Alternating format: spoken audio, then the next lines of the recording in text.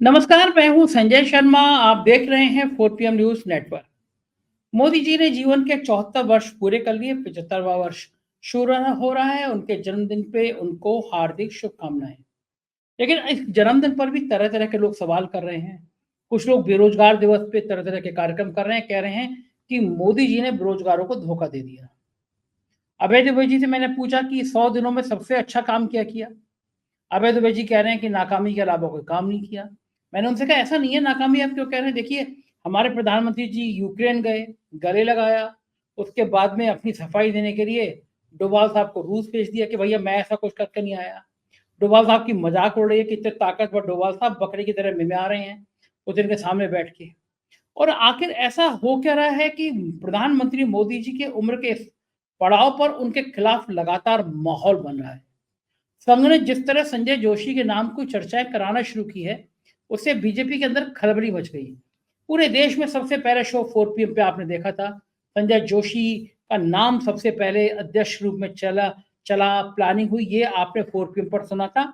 उसके बाद हमें कॉपी करके कई यूट्यूब चैनलों ने बाकी जगह ये चर्चाएं शुरू हुई, लेकिन पहली खबर हम लोगों की थी। खैर, मैं इस पर कोई वो नहीं करना चाह रहा कि बहुत ज्यादा मैं खुश हो जाऊं कि पहली खबर मेरी थी। खबर थी तो आपको दिखाई गई। देखिए, संजय जोशी के नाम ने में क्यों तापमान बढ़ा दिया, ये भी बड़ा मुद्दा है। और क्या संघ अब बिल्कुल आर पार के मूड में आ गया है, मोदी जी से हिसाब किताब बराबर करने मूड में आ गया? ऐसी तमाम बातें मैंने अभय दुबे जी से की हैं। बहुत शानदार बातचीत है, जरूर सुनिएगा। चलते हैं अभय दुबे जी के पास। आपसे रिक्वेस्ट है चैनल को ज्वाइन करना और सब्सक्राइब करना ना भूलें। चलिए अभय जी से बातचीत करते हैं। 4 PM न्यूज नेटवर्क में आपका स्वागत है अभय दुबे जी। कई सूत्र बता रहे हैं कि राष्ट्रीय स्वयंसेवक संघ ने अचानक संजय जोशी का नाम आगे किया है। कहा है कि भाई भारतीय जनता पार्टी का राष्ट्रीय अध्यक्ष बनना है तो संगठन का आदमी होना चाहिए। संजय जोशी उपयुक्त हैं। संघ जानता है कि मोदी जी और अमित शाह इस नाम से बिल्कुल सहमत नहीं होंगे। दोनों के बीच सांप नेवले की लड़ाई है। संघ करना क्या चाहता है? आखिर भाजपा के राष्ट्रीय अध्यक्ष का नाम इतना उलझ क्यों रहा है? उसका निदान क्या लगता है? देखिए, मुझे तो एक बात बिल्कुल साफ लगती है कि राष्ट्रीय स्वयंसेवक संघ को इस बात की परवाह नहीं है कि सरकार के साथ उसका तालमेल कैसा हो। सरकार में उसके कितने लोग काम करते हैं, कितने OSD officer on special duty काम करते हैं, संघ के इन चीजों की उसे कोई परवाह नहीं। शिक्षा का क्षेत्र उसके पास में है और शिक्षा के क्षेत्र पे ही वो अपना फोकस रखना चाहता है। बाकी उसकी और सरकार में राष्ट्रीय स्वयंसेवक की दिलचस्पी नहीं है। अभी नागपुर में पलक्कड़ में जो बैठक हुई थी, उसके एजेंडे में साफ लिखा हुआ था कि अगर सरकार संघ मुक्त होना चाहती है तो हो जाए, लेकिन साथ में यह भी लिखा था कि भाजपा को संघ युक्त होना होगा। भाजपा को संघ युक्त होना होगा। उस बैठक का एक बहुत ही मेजर एजेंडा ये था। आप संघ के किसी भी भीतरी व्यक्ति से बातचीत करें तो वो स्पष्ट रूप से कहता है कि अब भारतीय जनता पार्टी मोदी और अमित शाह के हाथ में नहीं छोड़ी जा सकती। जाहिर है कि जब मोदी और अमित शाह के हाथ से उसको निकालना है तो किसी ऐसे व्यक्ति के हाथ में देना होगा जो कि मोदी और अमित शाह के दबाव में आने से इनकार कर दे। भाई, ये लोग तो एक देश का प्रधानमंत्री है, लगातार दावा करता रहता है, उसके पास 56 इंच का सीना है। एक अमित शाह एक एक एक, एक गृह मंत्री है जो बहुत बड़े बड़े उनके भी दावे हैं। तो ऐसी स्थिति में उन्हें एक ऐसा भाजपा अध्यक्ष चाहिए जो अध्यक्ष बनते ही इन लोगों का जो कुछ भी रहा सहा प्रभाव भाजपा के ऊपर है उस प्रभाव को समाप्त कर दे। पूरे देश में भाजपा की सांगठनिक ओवरहालिंग करे, राज्यों के जितने भी अध्यक्ष हैं उनको बदले, सारे जनरल सेक्रेटरी बदले जाएंगे, सारे उपाध्यक्ष बदले जाएंगे। यानी जिला लेवल से लेकर प्रदेश लेवल तक और प्रदेश लेवल से लेकर केंद्र तक एक बिल्कुल नई भाजपा बनाना, एक ऐसी भाजपा जो संघ के एजेंडे पे चले, सरकार की मदद करे। सरकार तो भाजपा से ही चुनाव जीतेगी, लेकिन वो इनके रुतबे में ना आए बिल्कुल। तो ऐसे में पहले नाम चला था शिवराज सिंह जी का। तो शिवराज सिंह जी अगर प्रधानमंत्री बनते तब भी यही बात होती।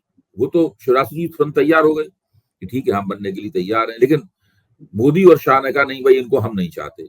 तो अब शिवराज सिंह से भी ज्यादा घातक नाम चला दिया है।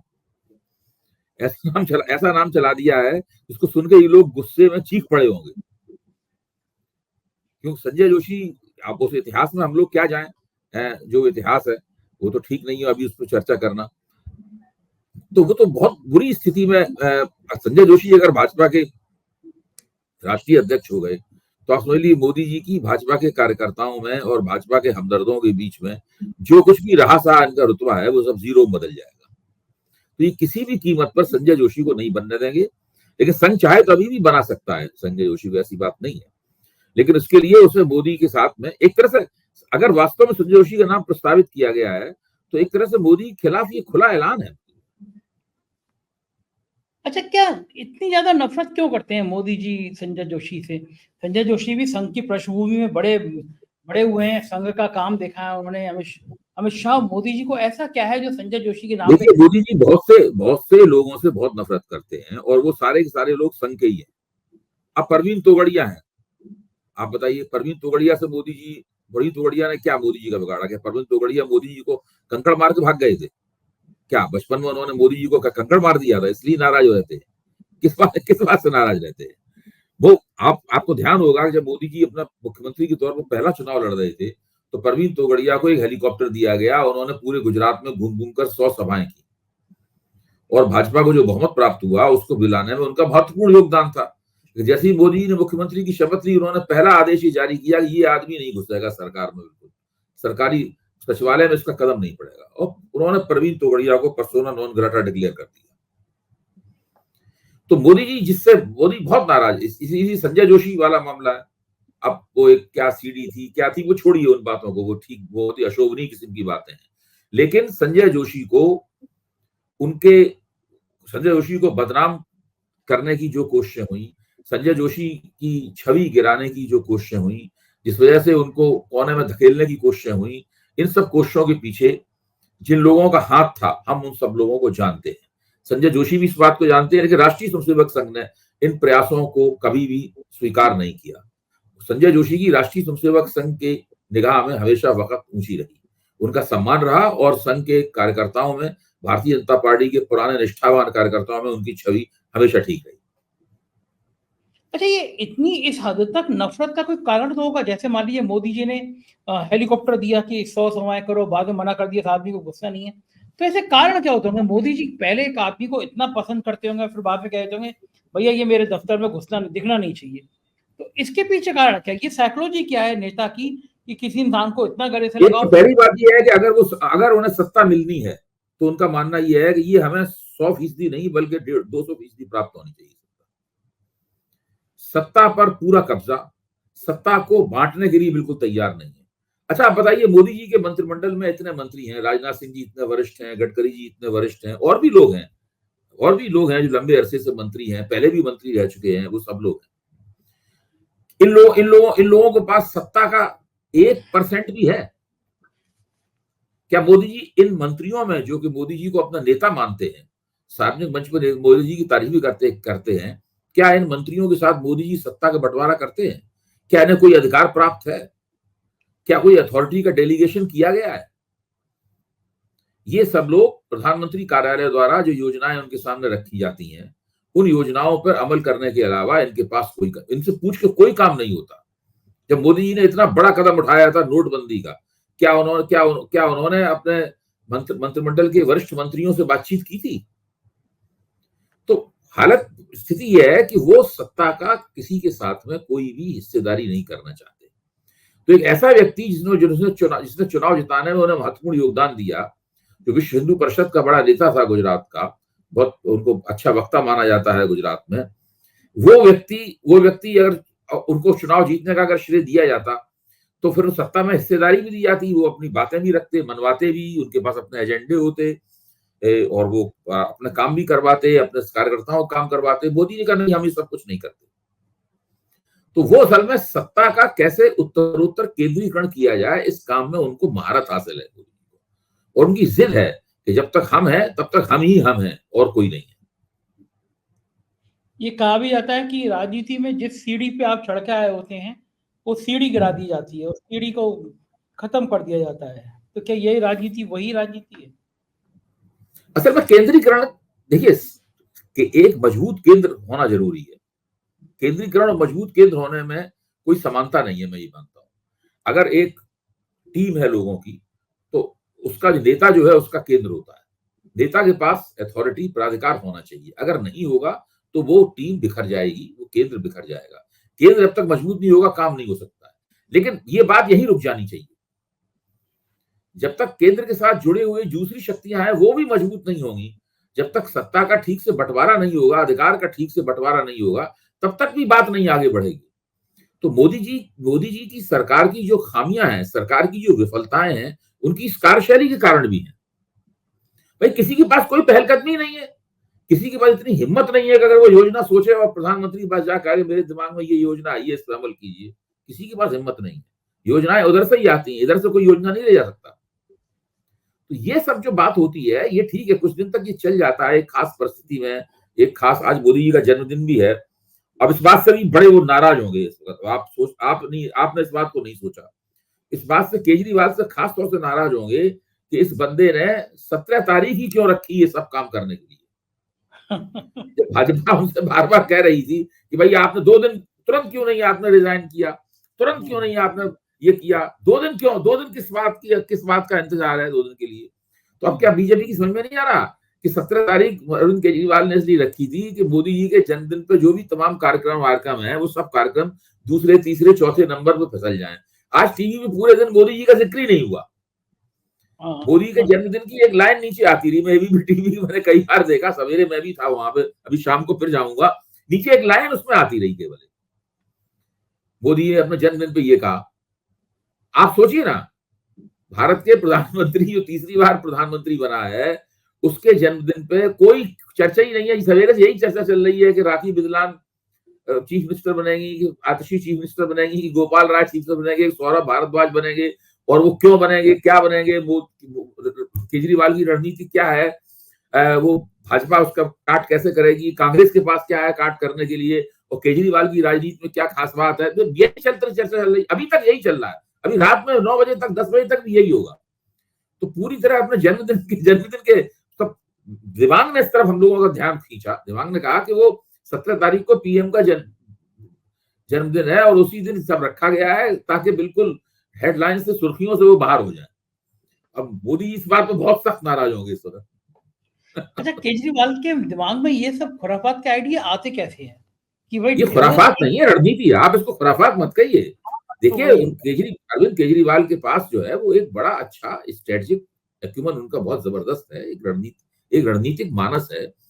वो मैं समझता हूं कि इतनी कम उम्र में राजनीति की इतनी गहरी समझ, प्रचार और मीडिया का इतना बेहतर इस्तेमाल, और टाइमिंग, किस समय क्या बात कहनी चाहिए। देखिए लोकसभा के चुनाव के प्रचार के लिए थोड़े दिन के लिए बाहर आए थे, आते ही दूसरे दिन जो वक्तव्य दिया था वो वक्तव्य ही लोकसभा चुनाव की थीम बन गया। और आज उत्तर प्रदेश की राजनीति में क्राइसिस है, वो उसकी थीम बना हुआ है कि भाई योगी को साफ किया जाएगा, अमित शाह को 2025। उन्होंने कहा कि भाई 2025 में भाजपा का प्रधानमंत्री कौन होगा, ये सवाल उन्होंने उठाया। दूसरे विपक्षी नेता भी ये सवाल उठाने लगे। आते ही उन्होंने किया। आज भी इसमें भी छूटते ही दूसरे दिन उन्होंने फिर धमाका किया कि हम रिजाइन कर रहे हैं, इस्तीफा दे रहे हैं। सबके हाथों के तोते उड़ गए।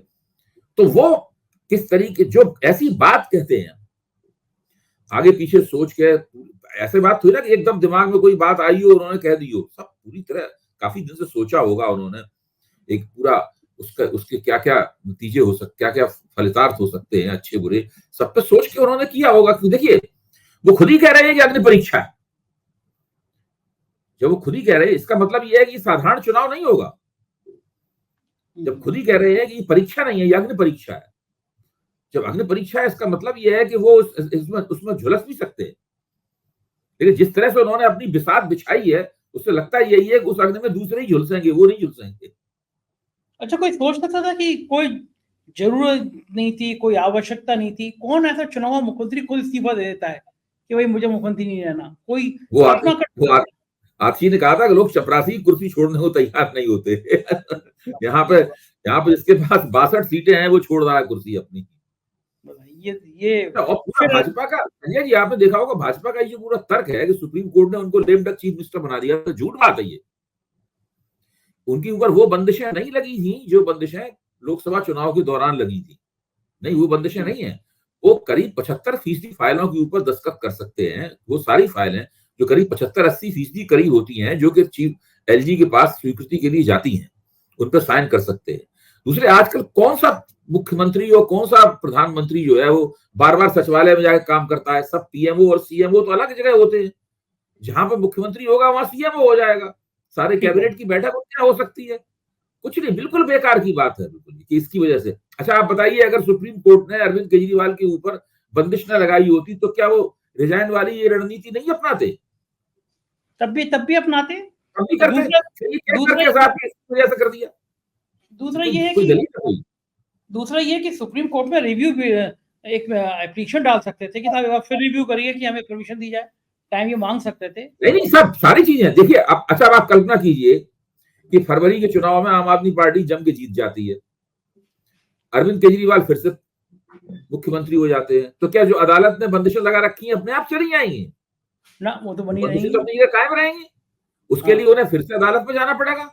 नहीं जाएंगे सचिवालय तब तक, जब तक बंदिशें नहीं हटाएंगी तब तक सचिवालय नहीं आएंगे।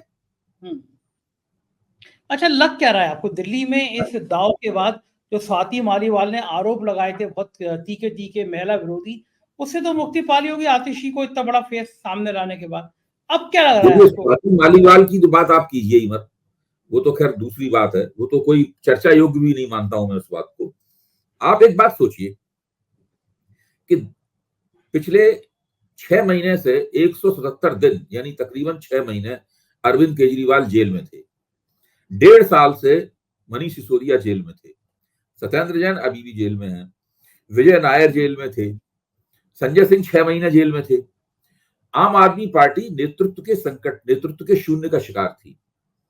जो दूसरे कतार के नेता थे, सौरभ भारद्वाज, आतिशी, कैलाश गहलोत वगैरह, ये लोग धीरे धीरे, इनको समय लगा अपनी पकड़ बनाने में। शुरू में तो संकट आ गया था। आप बताइए भारतीय जनता पार्टी ने इस संकट का लाभ क्यों नहीं उठाया? क्योंकि भारतीय जनता पार्टी को संकट का लाभ उठाने की जरूरत नहीं महसूस हुई। जरूरत क्यों नहीं महसूस हुई? क्योंकि वो मान लिया था उन्होंने कि एलजी हमारा नेता है।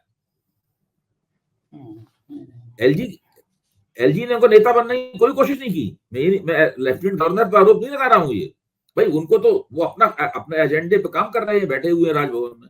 वो कोई भाजपा वालों से मिलने थोड़ा जाते, ना भाजपा की मीटिंग एड्रेस करते। भाजपा वाले को काम क्या था? हर दूसरे तीसरे दिन एक प्रतिनिधि मंडल ले जाके उनसे मिलना, शिकायत करना, जांच करवाना। एलजी को नेता मान लिया, अपना नेता खड़ा ही नहीं किया। कांग्रेस ने भी कोई नेता नहीं खड़ा किया। तो अरविंद केजरीवाल के हाथ में तुरुप का इक्का है कि वो नेता हैं दिल्ली के, कोई दूसरा बंदा है ही नहीं मुकाबले में। जो कहावत है नहीं, कहां पड़े हो चक्कर में कोई नहीं है टक्कर में, दिल्ली की हालत वही है। अब चुनाव में, विधानसभा चुनाव दिल्ली के पास में ही है, तो आपको क्या लगता है कि विधानसभा चुनाव में भी सीन रहेगा? अब वो एलजी तो चुनाव लड़ने आएंगे नहीं, भले ही नेता हो, लेकिन अरविंद केजरीवाल के मुकाबले तो एक चेहरा देना ही पड़ेगा आपको। इसीलिए मैं कहता हूं कि बीजेपी को बड़ा पॉलिटिकल कोलेटरल डैमेज हो गया है भाई। कोई राजनीतिक पहलकदमी है ही नहीं, कुछ नहीं है बीजेपी के पास में। बीजेपी पास केवल आरोपबाजी कर सकते हैं कि आपने ये नहीं किया, वो नहीं किया। कोई पॉजिटिव एजेंडा नहीं है इनके पास कोई। इधर केजरीवाल अपने दांव चला रहे हैं, उधर बीजेपी परेशान है। एक बार आपको याद होगा नियम आया, 75 साल के लोग, उम्र के लोग मार्गदर्शक मंडल में चले जाए, है ना, टिकट काट दिए गए। अब अपने साहेब 75 साल के हो गए हैं, 74 साल के हो गए, 75 भी शुरू हो गए, तो 1 साल बाद 75 कंप्लीट हो जाएगा। तो 1 साल बाद क्या रिटायरमेंट हो जाएगा साहब का? वो कहा नहीं था केजरीवाल ने कि भाई 25 में 75 के हो जाएंगे? यही तो कहा था अरविंद ने। 25 में ये 75 के हो जाएंगे, फिर ये हट जाएंगे, कायदे से हट जाना चाहिए नियम के मुताबिक। तब तक अमित शाह तैयार बैठे हुए हैं। या तो उनको उप प्रधानमंत्री बनाया जाएगा या उनको प्रधानमंत्री, ये सब होने वाला है देखिए बीजेपी में।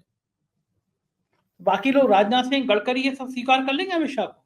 देखिए, अगर ये सरकार इसी तरह चलती रही, बीच में नहीं गिरी, तो अमित शाह प्रधानमंत्री की कुर्सी के और ज्यादा निकट होंगे, निकट जा रहे होंगे या होंगे, जरूर होंगे। आपको क्या संभावना लगती है कि सरकार गिर भी सकती है?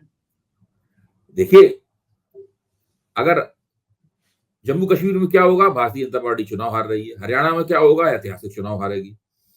दिल्ली चुनाव में क्या होगा, हारेगी। महाराष्ट्र के चुनाव में क्या होगा, हारेगी। झारखंड के चुनाव में बराबर रहेंगे, हारेगी मैं नहीं कह सकता। बिहार के चुनाव में भी जीतने की कोई ऐसी स्पष्ट संभावना नहीं दिखाई पड़ रही है। एनडीए में ही मार मची हुई है, बहुत असंतोष है एक दूसरे से। तो ऐसी स्थिति में अगर आप 5-6 विधानसभा चुनाव लगातार हारेंगे या वहां आपका प्रदर्शन अच्छा नहीं रहेगा, तो उसका आपके राजनीतिक भविष्य पर असर नहीं पड़ेगा। अब प्रधानमंत्री जो है वो डिफीट प्रूफ नहीं है, ये साबित हो चुका है कि अगर आपने अपने प्रभाव क्षेत्र में 77 सीटें खो दी, इधर उधर से कुछ बिखरी हुई सीटें नहीं मिलती, तो आप 77 सीटें कम हो गई चीन की, यहाँ पे बाद में 63 सीटों पे आपका आ गया मामला। तो प्रधानमंत्री अब 63 सीटें कम हो जाने से इतने विचलित और बेचैन हैं कि अपने जन्मदिन पे कह रहे हैं कि हमारी बहुत खिल्ली उड़ाई गई, हमारा बड़ा मजाक उड़ाया गया, लेकिन मैं चुप रहा और मैं 100 दिन में देश के लोगों को योजनाओं का उपहार देता रहा। अच्छा, अब ये भी संजय जी, आप भी इस बात को सोचिए, आप इसमें अगर और कोई नहीं कर रहा, गोदी मीडिया नहीं कर रहा, प्रधानमंत्री इतनी योजनाओं की घोषणा करते हैं, इसकी एक लॉगबुक तैयार होनी चाहिए। भाई इन्होंने किस तारीख को कौन सी और कितना करोड़ रुपए की योजना किस राज्य के लिए घोषित की। वहां से शुरू करें हम लोग की, जहां से कि आपके खाते में 15 लाख हो जाएंगे, हाँ, वहां से शुरू कर दीजिए। अगर वो बहुत ज्यादा लगे तो पिछले साल में ही कर सकते हैं, या इस साल अभी 100 दिन का कर सकते हैं लॉगबुक। उसके बाद में एक ट्रैकर चलाया जाए, जो ट्रैकर ये देखे कि भाई इस योजना में हो क्या रहा है। भाई ये घोषणा कर देना क्या, तो केवल जबानी चलानी है आपको ना। हाँ, देखिए इतने आप बहुत सारी घोषणाएं हैं कि आपको स्मार्ट सिटी बनाने हैं, गांव गोद लिए जा रहे हैं, पता नहीं क्या क्या इन्होंने ऐलान किए कर रखे हैं इन्होंने। तो उसमें ये भी सामने निकल के आ जाएगा कि प्रधानमंत्री जितनी घोषणाएं करते हैं उसमें कितना % लागू होता है। तो ट्रैकर वहीं से शुरू किया जाए कि खाते में 15 लाख रुपए क्या। हाँ, ट्रैकर वहां शुरू कर दी। ट्रैकर जितनी सारी रिकॉर्ड पे कब घोषणाएं की, उन घोषणाओं का हुआ क्या, उनको दोबारा याद क्यों नहीं किया गया, मीडिया ने इसकी ऊपर चर्चा समीक्षा क्यों नहीं की कि भाई इन घोषणाओं पे जो दावे किए गए थे उन दावों को कोई ध्यान क्यों नहीं दिया गया। ये सारी बातें जो है वो सार्वजनिक जीवन में लानी चाहिए। ये हमारे जो 4PM के जो सब्सक्राइबर्स हैं, 4PM के जो दर्शक हैं, ये उन सबका अधिकार है जानना। ये करके हम लोग लोकतंत्र की बहुत सेवा करेंगे। प्रधानमंत्री नहीं, बहुत सारे नेता लफाजियां करते हैं, प्रधानमंत्री उनके शिखर पुरुष हैं लफाजी के, वो सबसे ज्यादा करते हैं। वो कहना नहीं चाहिए जन्मदिन का मौका है, लेकिन प्रधानमंत्री जी के लिए एक नेट पे शब्द डालो, नाम मत लिखो प्रधानमंत्री का, और शब्द का नाम नहीं लूंगा, सीधा प्रधानमंत्री का नाम आ जाता है। नीरज चोपड़ा तो लोग कहते हैं कि तो फेंकने में से भी आगे निकल गए। तो भी प्रधानमंत्री ने ऐसी हवाई घोषणा देश में से पहले कभी करी होगी? अभय जी, आप तो राजनीति का मुझसे बहुत ज्यादा जानते हैं। देखिए ये पूरा का पूरा इनका काम ही ये है, डींगे मारना, शेखी बघारना और हर चीज के केंद्र में अपने आप को रखना। क्योंकि सत्ता पे एक जबरदस्त किस्म का कब्जा था और मीडिया को भी कैप्चर कर लिया था, इसलिए इनकी इन बातों की उतनी आलोचना नहीं हुई जितनी आलोचना होनी चाहिए थी। अब होने लगी है, पार्टी के अंदर से भी नाराजगी की आवाजें उठने लगी है। वरना अनिल विज छाती ठोक के तो ना कहते कि मैं मुख्यमंत्री पद का उम्मीदवार हूं। भाई 10 साल मनोहर लाल खट्टर रहे, 9.5 साल मुख्यमंत्री रहे, अनिल विज ने कभी ऐसी बात नहीं कही। क्यों कही? हरियाणा में चुनाव हो रहा है, लोग कांग्रेस की गुटबाजी की बात करते हैं, भाजपा में उससे ज्यादा गुटबाजी दिखाई पड़ रही है। तो ये तो हालत है इन लोगों की। देखिए ये तभी बात, ये मैंने आपको जो तरीका सुझाव में दिया है कि एक ट्रैकर बनाया जाए इनकी घोषणाओं का, और उस ट्रैकर का उस घोषणाओं का क्या हुआ, इससे एक सही तस्वीर भी निकल के आए। अगर प्रधानमंत्री ने वास्तव में उन घोषणाओं को लागू किया है तो हमें उनकी प्रशंसा करनी चाहिए। बिल्कुल ठीक बात है। अच्छा, संघ क्या करता होगा? देखता होगा कि उनका नायक जो है, उनकी भाजपा का नायक जो है, वो इस तरह की झूठी बातें कर रहा है। संघ को बुरा नहीं लगता होगा कि ये तो मजाक उड़ा रहे हैं? देखिए वो लोग बड़े डिप्लोमेटिक अंदाज में सब काम करते हैं, वो सारी बातें लपेट के करते हैं। जो सत्ता चूंकि मिली हुई है उन्हें, तो उस सत्ता को भी नहीं गड़बड़ाने देना चाहते, और वो उस पर अपना हिस्से की मांग भी करते हैं। साथ में उनका अपना एजेंडा है, वो उस एजेंडे के हम आलोचक हैं, प्रशंसक हैं, वो अलग बात है, लेकिन उनका एक निश्चित एजेंडा है। उस एजेंडे पर वो योजनाबद्ध तरीके से धीरे धीरे गति से काम करते रहते हैं। उनको पता है कि धीमी गति से काम करते रहो देर तक चुपचाप, तो फिर काम हो जाता है, वो आगे बढ़ जाता है। वो इस कला में माहिर है, उस कला को उन्होंने सिद्धस्त हो चुके हैं। नरेंद्र मोदी को संघ वाले मानते हैं कि ये भाजपा का कौन नेता होगा, ये सब टेम्परेरी अरेंजमेंट है। आज नेता है, 10 साल चल गया, देखते हैं क्या होता है आगे। संघ को अब क्या आपत्ति है फिर, अगर मोदी जी बन गए हैं तो चलते देना चाहिए संघ को। केवल जेपी नड्डा का एक इंटरव्यू तो कष्ट पहुंचा गया कि हमें संघ की जरूरत नहीं है। नहीं, वो जेपी नड्डा का इंटरव्यू तो उस कष्ट की एक अभिव्यक्ति थी, लेकिन संघ को मोदी जी से बहुत पुराना कष्ट है, अभी का कष्ट नहीं है, गुजरात के जमाने से ही कष्ट है। जब परवीन तोगड़िया को उन्होंने पर पाबंदियां लगाई थी, विद्यार्थी परिषद पर पाबंदी लगाई थी, संघ के संगठनों को पूरी तरीके से एक ढक्कन में बंद कर दिया था मोदी जी ने गुजरात के मुख्यमंत्री के तौर पर। इसीलिए संघ नहीं चाहता था कि ये प्रधानमंत्री पद के उम्मीदवार बने। तो वो संघ की सबसे बड़ी विफलता तो ये रही कि इनको प्रधानमंत्री पद का उम्मीदवार बनने दिया गया। फिर लोग समझते थे कि इनको बहुमत प्राप्त नहीं होगा, ये गठजोड़ प्राइम मिनिस्टर, गठजोड़ के प्रधानमंत्री होंगे, तब इनसे निपट दिया जाएगा, इनको कंट्रोल में रखा जाएगा, लेकिन बहुमत भी प्राप्त हो गया। तो इस प्रकार संघ के हाथ से धीरे धीरे करके राजनीति की कमान फिसलती चली गई।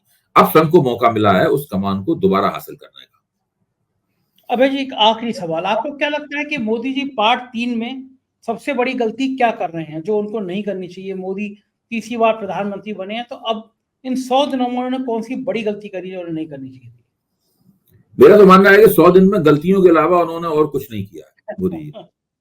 और इसलिए नहीं कि हम लोग मोदी जी के आलोचक। अच्छा बताइए, उन्होंने कौन सा ऐसा अच्छा काम किया है जिसकी तारीफ की जाए? दूसरी बात यह है कि वो बदली हुई जो राजनीतिक परिस्थिति है उसको स्वीकार करने के लिए तैयार नहीं है। राजनीतिक परिस्थिति पूरी तरीके से बदल चुकी है। अब नरेंद्र मोदी का रुतबा वो रुतबा नहीं रहा, पार्टी उनके हाथ से निकलने वाली है किसी भी कीमत पर। मुझे तो पक्का यकीन है कि पार्टी जिस दिन नया अध्यक्ष चुना जाएगा उसी दिन पार्टी इनके हाथ से निकल जाएगी। और जिस दिन पार्टी उनके हाथ से निकल जाएगी, देखिए मोदी जी की जान जिस तरह रावण की जान नाभि में बसती थी, जिस तरह अखिलेश की जान उसकी एड़ी में बसती थी, उसी तरीके से मोदी जी की जान जो है वो पार्टी को कैप्चर करने में बसती थी। जैसी पार्टी उनके हाथ से निकली वैसे ही उनकी जान, जिसे कहते नहीं, मैं जान का मतलब वो मत समझिए, सांसत में आ जाएंगे ये पूरी तरीके से। इनका राजनीतिक रुतबा पूरी तरीके से खत्म हो जाएगा, इनके खिलाफ आवाजें उठने लगेंगी, कार्यकर्ताओं को भी लग जाएगा कि अब ये वो नहीं रहे। और इस बात का एहसास कहीं ना कहीं उनको भी हो गया है। I think all these people are working for the retirement plan. आप कह रहे हैं कौन सा अच्छा काम किया? एक काम तो मुझे अच्छा याद आता है, कितने पोलाइट टाइप के हैं, यूक्रेन गए, गले मिले और डर के मारे फिर अपने डोभाल साहब को रूस भी बात करने भेज दिया। दोनों जगह बैलेंस करने की कला तो सीखी ली ना उन्होंने। अब डोभाल साहब की ऐसी मजाक उड़ रही है, बकरे के लोगों ने बकरा कह रहे हैं कि बकरे की तरह मिमे आ रहे हैं डोभाल साहब। कहाँ तो डोभाल का पिक्चर बनवा रहे थे और कहाँ ये आ रहा है कि बकरे की तरह मिमे आ रहे थे। एक तो अच्छा काम है भाई जी, कम से कम। देखिए, इन्होंने जो विदेश यात्राएं की हैं, मेरा मानना यह है कि विदेश यात्राएं जो की हैं इनकी भी थोड़ी सी हल्की सी समीक्षा और जांच होनी चाहिए। बहुत सारे समीक्षकों ने, मैं बहुत ध्यान से मैंने पढ़ा है कि भाई रूस क्यों गए, उसका क्या महत्व था, फिर यूक्रेन क्यों उन्हें जाना पड़ा, ये सब जो यात्राएं जो कर रहे हैं, ये यात्राएं, इन यात्राओं का क्या महत्व है, क्यों कर रहे हैं, क्या कर रहे हैं लोग, सब लोग इस बात को समझते हैं। अब जैसे कश्मीर में जाकर ये बोले कि भाई तीन परिवारों ने जो है लूट लिया कश्मीर को, तो उन तीन कांग्रेस तो छोड़ दीजिए, जो मुफ्ती परिवार है और जो अब्दुल्ला परिवार है, इसके साथ में भाजपा के और नरेंद्र मोदी के रिश्ते जगजाहिर है।